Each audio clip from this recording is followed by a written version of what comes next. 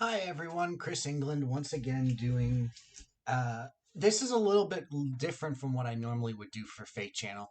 Again, I realize that I'm getting this out a lot later than it probably should be, but I'd rather focus on the specific parts of the actual channel that I value more.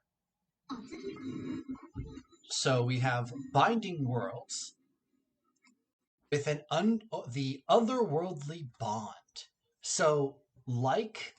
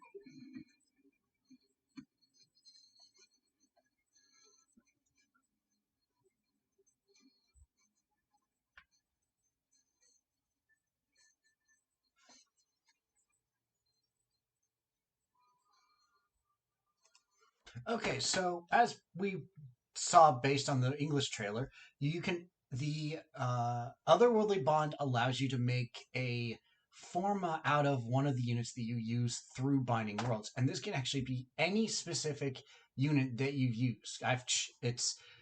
But you can first off you can only get units from version 1.0 to versions 4.11.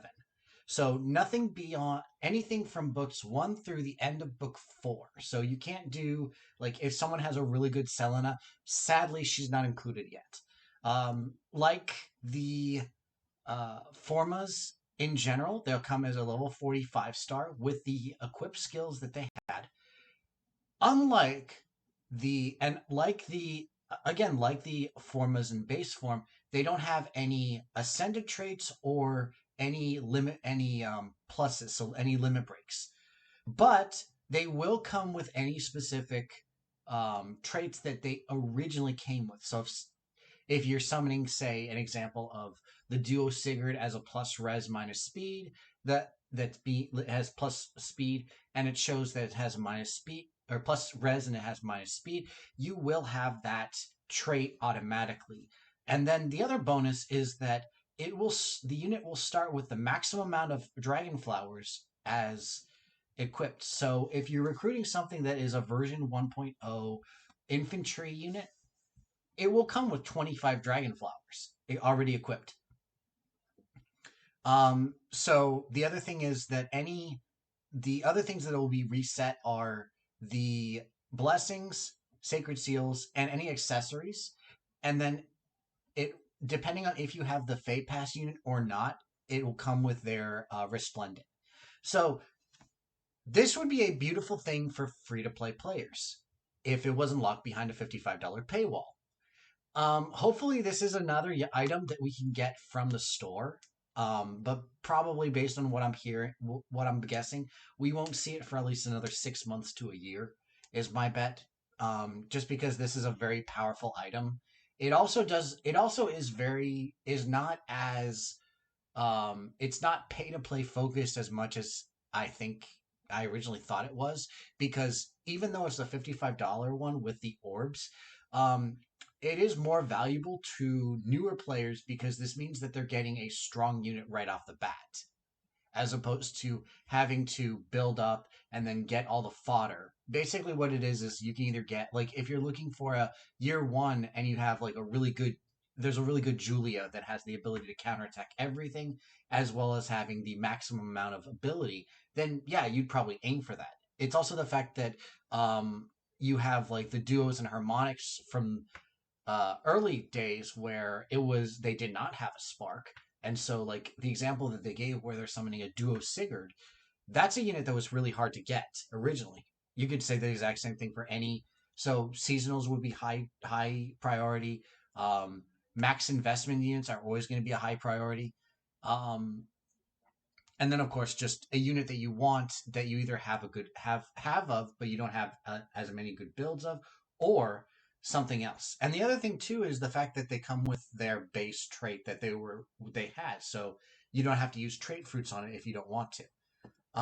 The second thing I'm going to probably point out is